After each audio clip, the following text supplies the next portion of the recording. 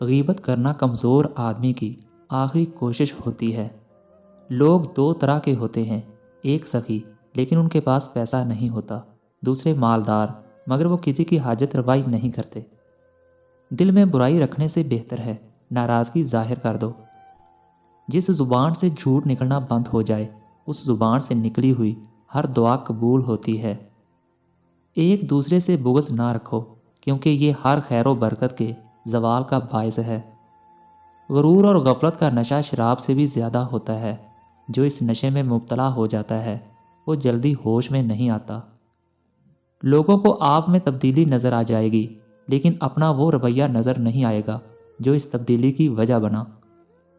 اگر کوئی بلا وجہ آپ کا دشمن بن جائے تو مان لیجئے آپ میں کچھ خاص ہے، سامنے والا حسد کا شکار ہے۔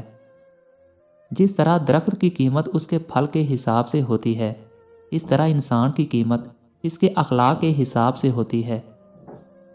کسی کا دل نہ دکھاؤ اس لیے کہ معافی مانگنے کے بعد بھی دل میں دکھ رہتا ہے۔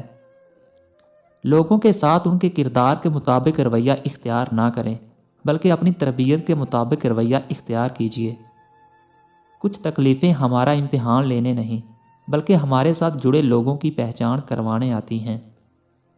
دولت مند کی عاجزی، جوانی کی عبادت، غریب کی سخاوت اور گنہگار کی توبہ اللہ کو بہت پسند ہے۔